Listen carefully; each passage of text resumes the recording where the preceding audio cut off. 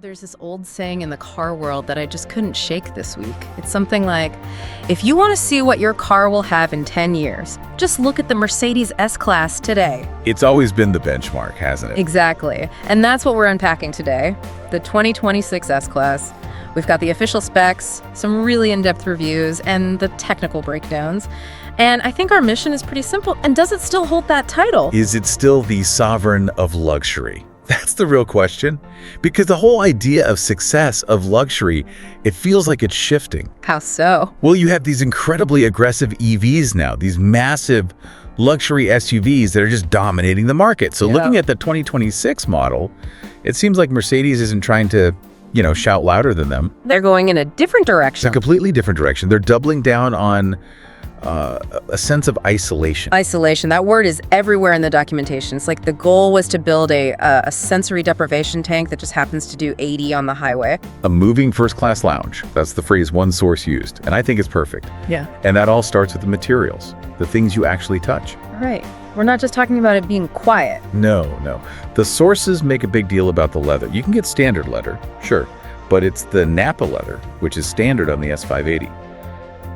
That's where it really begins. It's just softer, more natural.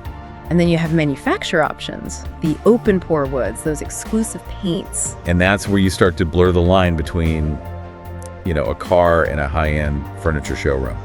It becomes a personal space. But the seats themselves are they're doing so much work. I was reading about the hot stone massage function. Oh, it's not just a gimmick? No, it's not just a vibration motor.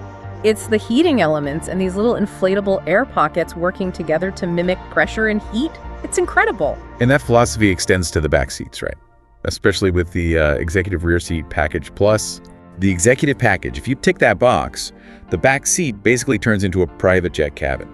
You get reclining seats, footrests, and even neck warmers. It's designed for sleeping. It's a total atmospheric takeover. You've got the air balance system that's ionizing the air and adding fragrance. The 64-color ambient lighting. And the Burmester 4D sound system. That 4D part is actually real. They have these little transducers in the seats. So you feel the bass. You don't just hear it. It's structure-born sound. It's all about creating this perfect bubble. And here's the thing. It's still a car. You have to drive it. And a car this insulated could easily feel like a boat. That's the risk, yeah. And that's where the engineering really gets clever. The standard air suspension is great. It gives you that smoothest class ride. Okay. But the real magic is the optional e-active body control. Okay, break that down for me. So it uses cameras to scan the road ahead, and it prepares the suspension for bumps before you even hit them. But the wildest part is the curve function. The car actually leans into a corner. Like a motorcycle. Exactly. Up to 3 degrees. What it does is it completely cancels out the feeling of being pushed to the side in a turn. So the car is turning, but your body just stays perfectly upright. Wow. And for a car this big, it's supposedly pretty nimble in the city. That's the rear axle steering. The back wheels can turn up to 10 degrees, which is huge. Yeah. It gives this giant sedan the turning circle of a compact car. Makes parking a non-issue. So what's under the hood? I saw there are a few different options. 3 main flavors. You have the S500 with a great inline-6. Then there's the plug-in hybrid, the S580E. That one seems like the logical choice. I mean, for most people, probably. Yeah. You get almost 60 miles of pure electric range for city driving, but you still have the gas engine for road trips. It's the best of both worlds. Yeah. But the purists, they all point to the standard S580. That's the twin-turbo V8.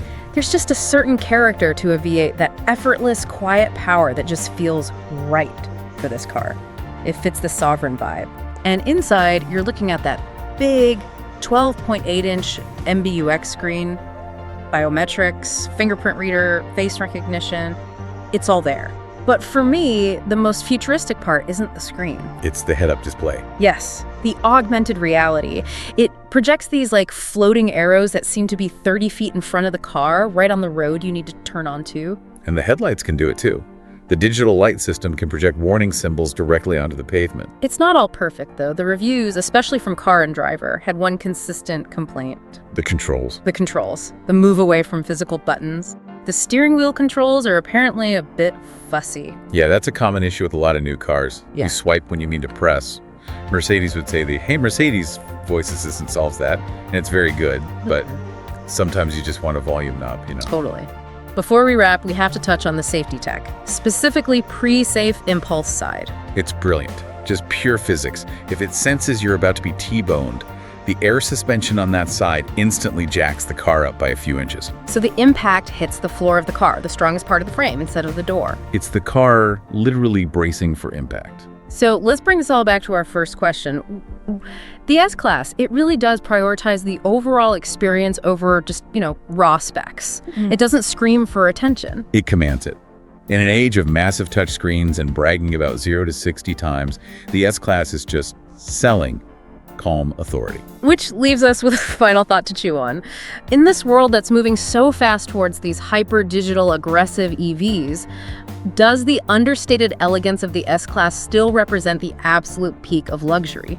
Or are we looking at the last beautiful guardian of a fading era? And that is the question every single luxury buyer has to answer for themselves.